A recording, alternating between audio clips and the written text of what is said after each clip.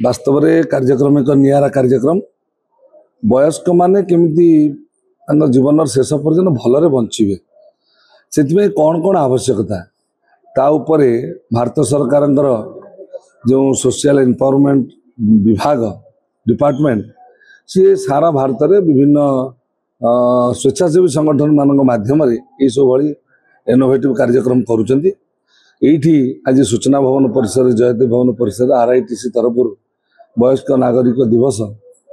जदिव आज दिन अंतरराष्ट्रीय वयस्क नागरिक दिवस नुहे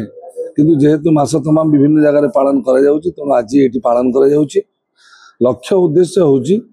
केमिति समस्त को ऑनर टू सीनियर समस्त इनफॉर्मेटिक हवा समस्त गोटे सकारात्मक वातावरण रे केमिति जीवन निभेबे से सो मेनी एक्सपर्ट्स माने भी आछंती वयस्क लोक माने भूली जीवेनी बैंकरप्ट हेबेनी वयस्क लोक माने केमिति निज मस्तिष्कर विकृतीकरण हबनी से विषय में विभिन्न चिकित्सक मनस्तत्वविद एवं विभिन्न विभाग एक्सपर्ट्स मान डका एवं ता भीतर धर्म अध्यात्म आलोचना से माने केमिति टिके गीता भागवत पढ़िबे आम धर्मशास्त्री जो धर्मशास्त्र पढ़िबे आ बाकी सर्वोपरि लक्ष्य उद्देश्य होची भलरे जीवन बितेबे एजिंग लाइफटा जमी कष्टकर हबनी से निजको भावेनि जे मु अणदेखा हो गली कि मु अयोग्य विवेचित हो मोर आ समाज रे आवश्यकता नहीं यही सब को चिंता करी ये भारत सरकार विभाग ये सब करुच्ची ओडिशा जे तार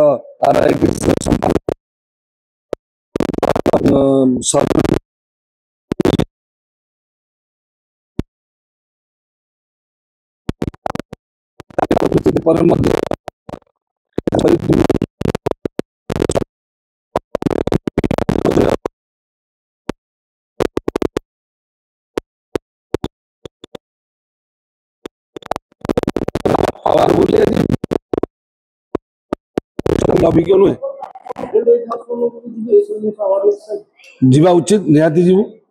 लक्ष्य उद्देश्य पर समस्त केमिति भलरे बंचवा सर्वे भवन्तु सुखिनो जहाँ आम सनातन संस्कृतिर मौलिक मंत्र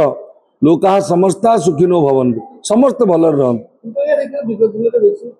सामाजिक चिंताधारा तो बेसी पारिवारिक चिंताधारा एटा जो यौथ परिवार भांगिक न्यूक्लियर फैमिली वर्तमान चलिला एवं समस्त भाविले शिक्षाटा केवल जीविका उपार्जन पाई शिक्षाटा जीवन निर्माण पाई नुहे समस्त यदि वर्तमान सो कल्ड एजुकेशन जदि जीवन निर्माण उपर शिक्षा दियंता तले ये सब सेमिनार आवश्यकता पड़ंदा नहीं आमे आमे सब बेले चेष्टा करूछु नियुक्ति प्रक्रिया नहीं नहीं वरिष्ठ मान नियुक्ति प्रक्रिया कौन दरकार सरकार सरकारी भाव में कर आमे केवल पाखे भल पुस्तक धर्म ग्रंथ पहुँचेबू भल पुस्तक पहुँचेबू भजन संकीर्तन सामग्री पहुँचेबू से खेल सामग्री पहुँचेबू चेस ठारू आरंभ कर ताश पशा ए सब जिनस से बाकी समय केमती भलरे कटिबो।